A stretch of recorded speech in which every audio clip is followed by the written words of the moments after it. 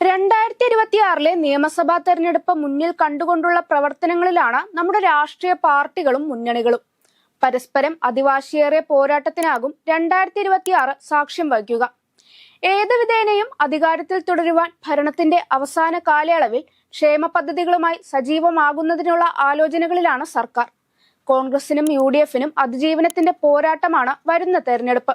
എങ്ങനെയും അധികാരത്തിൽ എത്തിയില്ലെങ്കിൽ പിന്നീട് കോൺഗ്രസും ആ മുന്നണിയും ഇവിടെ ഉണ്ടാകില്ല. BJPക്കും തെരഞ്ഞെടുപ്പ് ഏറെ നിർണായകം തന്നെയാണ്. 13 മണ്ഡലങ്ങളുള്ള കോഴിക്കോട് ജില്ല 2026 ആര് കേരളം ഭരിക്കുമെന്നതിൽ നിർണായക സ്വാധീനം ചെലുത്തുന്ന ജില്ലയായി മാറിയേക്കാം. വരുന്ന തെരഞ്ഞെടുപ്പിലെ ശ്രദ്ധാകേന്ദ്രം ബേപ്പൂർ മണ്ഡലം തന്നെയാകും. മികച്ച മന്ത്രി എന്ന പേര് മുഹമ്മദ് റിയാസിന് ഇന്നുമുണ്ട്. തകർന്നു തരിപ്പണമായ ടൂറിസം മേഖലയെ തെല്ലൊന്നുമല്ല അദ്ദേഹം മുന്നോട്ട് കൊണ്ടുവന്നത്. പൊതുമരാമത്ത് വകുപ്പും ജനകീയമാക്കുവാൻ ഒട്ടേറെ ഇടപെടലുകൾ റിയാസ് നടത്തിയിട്ടുണ്ട്. അടുത്ത തെരഞ്ഞെടുപ്പിൽ ഭൂരിപക്ഷം വർദ്ധിപ്പിച്ച് ബേപ്പൂർ ഇടത് തന്നെ നിലനിർത്തുമെന്നതിൽ സംശയമില്ല. ബാലുശ്ശേരിയുടെ കാര്യത്തിൽ മറ്റ് അത്ഭുതങ്ങൾക്കൊന്നും ഇടയില്ലെന്നാണ് പൊതുവെ പറയപ്പെടുന്നത്. UDFിനോ കോൺഗ്രസിനോ അവിടെ മികച്ച സ്ഥാനാർത്ഥികൾ ഇല്ലെന്നതാണ് പ്രധാന പ്രശ്നം. മാത്രവുമല്ല, സച്ചിൻ ദേവ് മണ്ഡലത്തിൽ സജീവ സാന്നിധ്യമാണ്. ചെറുപ്പത്തിന്റെ കരുത്ത് വരുന്ന തെരഞ്ഞെടുപ്പിൽ ബാലുശ്ശേരിയിൽ ഇടതിന് കരുത്ത് പകരുവാനാണ് സാധ്യത. എലത്തൂർ മണ്ഡലത്തിൽ NCP തന്നെ വീണ്ടും മത്സരിച്ചാൽ ഇടത് വോട്ടുകൾ പോലും UDFിന് പോകാനാണ് സാധ്യത. അതുകൊണ്ട് തന്നെ മണ്ഡലം CPM ഏറ്റെടുക്കുവാനാണ് സാധ്യത. അങ്ങനെ CPM ഏറ്റെടുത്താൽ പാർട്ടി ജില്ലാ സെക്രട്ടറി M മെഹബൂബ് മത്സരിച്ചേക്കും. DYFI ജില്ലാ president, CPM Balussery area secretary എന്നീ ചുമതലകൾ വഹിച്ച് മണ്ഡലത്തിൽ വലിയ സ്വാധീനമുള്ള ആളാണ് അദ്ദേഹം. വളരെ ചെറിയ പ്രായത്തിൽ തന്നെ പഞ്ചായത്ത് പ്രസിഡന്റായ ആളാണ് മെഹബൂബ്. നിലവിൽ കൺസ്യൂമർ ഫെഡ് ചെയർമാനാണ്. അതിനൊക്കെ അപ്പുറത്തേക്ക് പിണറായി വിജയന്റെയും മുഹമ്മദ് റിയാസിന്റെയും ഗുഡ് ബുക്കിലുള്ള ആൾ കൂടിയാണ് അദ്ദേഹം. അങ്ങനെ നോക്കുമ്പോൾ എലത്തൂർ അടുത്ത തവണ ഇടത് തന്നെ നിലനിർത്തും.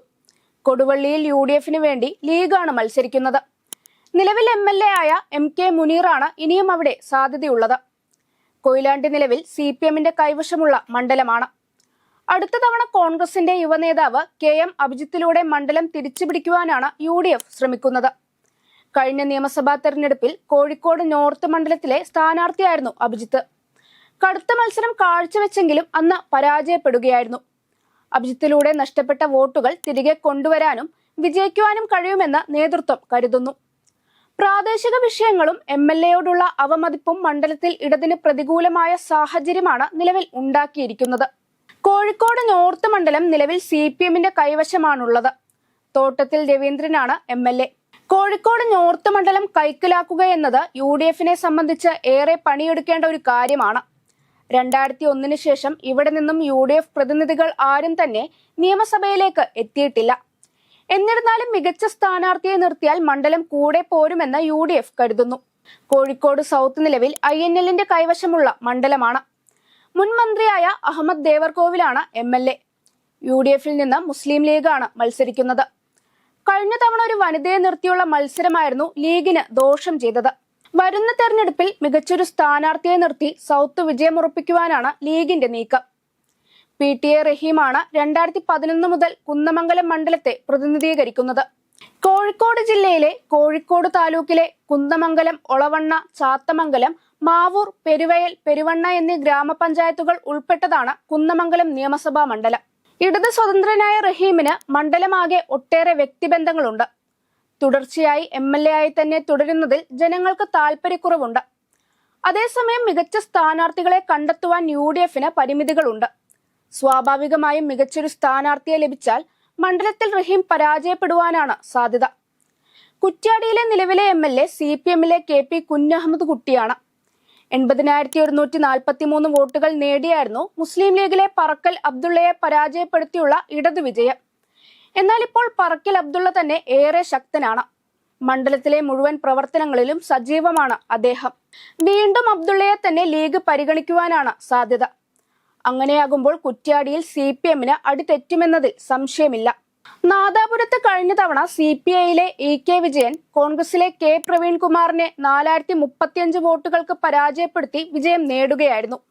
എന്നാൽ കഴിഞ്ഞ ലോക്സഭാ തെരഞ്ഞെടുപ്പിൽ നാദാപുരം മികച്ച ലീഡ് UDFിന് നൽകിയിരുന്നു. അതുകൊണ്ട് തന്നെ നാദാപുരത്ത് അനായാസം വിജയിക്കുവാൻ കഴിയുമെന്നതാണ് UDFന്റെ ആത്മവിശ്വാസം. ഇടതുമുന്നണി കൺവീനർ കൂടിയായ TP രാമകൃഷ്ണനാണ് പേരാമ്പ്രയിലെ നിലവിലെ MLA.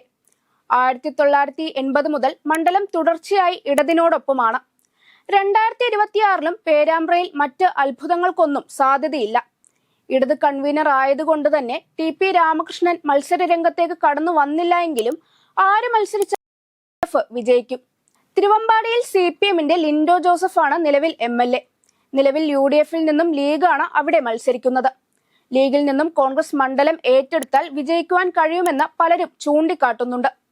വടകരയിൽ അടുത്ത തവണയും മറ്റ് അത്ഭുതങ്ങൾക്കൊന്നും വഴിവെക്കാതെ TP ചന്ദ്രശേഖരന്റെ സഹധർമ്മിണി KK രമ തന്നെ വിജയം തുടരുവാനാണ് സാധ്യത.